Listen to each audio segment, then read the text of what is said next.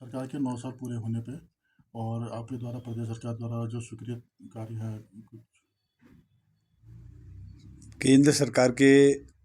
9 साल पूरे होने पर तो जो केंद्र सरकार की उपलब्धियां हैं हम उसके संबंध में भी विभिन्न कार्यक्रमों के माध्यम से जानकारियां दे रहे हैं। क्योंकि मुझे भी भारतीय जनता पार्टी ने इस अल्मोड़ा विधानसभा क्षेत्र से अपना प्रत्याशी बनाया था और चुनाव का परिणाम जो भी हुआ, लेकिन हम राजनीतिक क्षेत्र में हैं। मैं लगातार तब से अपने विधानसभा क्षेत्र अल्मोड़ा का कैसे संतुलित विकास हो सकता है, जो पहले की सड़कें बनी हैं वो अच्छी कैसे हो सकती हैं, जहां अभी भी सड़कों की नवनिर्माण की आवश्यकता है उनकी कैसे व्यवस्था हो सकती है। जैसे अल्मोड़ा शहर में है, पार्किंग की बहुत दिक्कतें थी, उनकी पार्किंगों की कैसे व्यवस्था हो सकती है। यहाँ बरसात के समय में बरसात के पानी के निस्तारण की बहुत बड़ी दिक्कतें थी, जिससे यहाँ के जनजीवन प्रभावित हो रहा था। वो कैसे यहाँ नालों का निर्माण हो, उसके लिए भी प्रयास हुआ। ऐसे ग्रामीण क्षेत्र की हमारी जो पहले की बनी हुई सड़कें हैं, उन सड़कों की जर्जर स्थिति थी। अभी 4 सड़कें अल्मोड़ा विधानसभा की मैं लगातार चुनाव के बाद या उससे पहले भी लगा ही रहता था, तब से लगा था, तो अभी उनकी स्वीकृति हो गई है और बहुत जल्दी उनका कार्य प्रारंभ भी हो जाएगा। जिसमें एक अपना चौंसली से डोबा मोटर मार्ग है, एक खूंट चाण बैंड से हमारा काकड़ी घाट को जो मार्ग जाता था वो मार्ग है,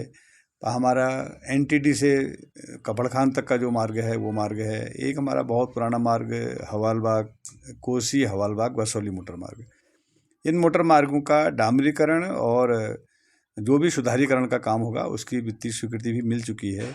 ऐसे ही हमारी सड़कें शायद जो शीतलाखेत से शाही देवी मंदिर तक सड़क बनी है उसका डामरीकरण कैसे हो, हमारे टानी से तुंगेश्वर जो सड़क है उस सड़क का सुधारीकरण और डामरीकरण कैसे हो, हमारा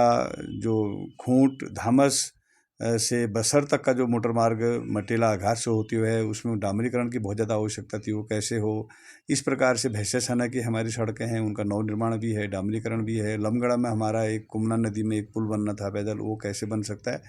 उसके लिए लगातार संपर्क करके उनकी चिंता करके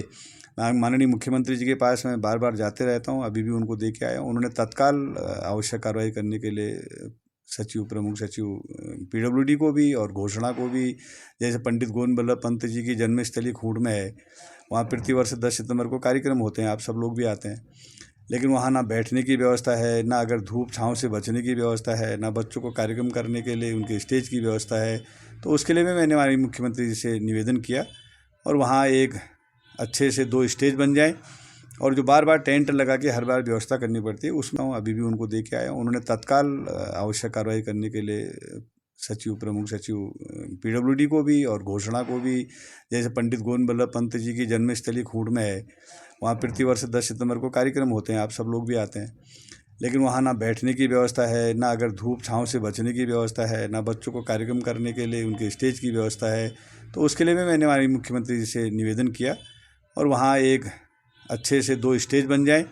और जो बार बार टेंट लगा के हर बार व्यवस्था करनी पड़ती है उसमें एक मैंने अनुरोध किया कि एक इसमें टिन सेट का निर्माण करा दिया जाए, वो भी उन्होंने स्वीकृति कर रखी है।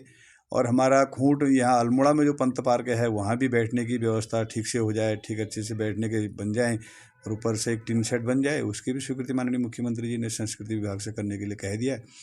इसी प्रकार से क्योंकि मैं जनता का हमेशा मुझे आशीर्वाद मिला है, सहयोग मिला है, मार्गदर्शन मिला है, मैं ईमानदारी के साथ ये कोशिश करता हूँ कि मेरे क्षेत्र का चहुमुखी विकास हो, संतुलित विकास हो, कहीं पर भी किसी के साथ कोई भेदभावपूर्ण ऐसा वातावरण ना हो।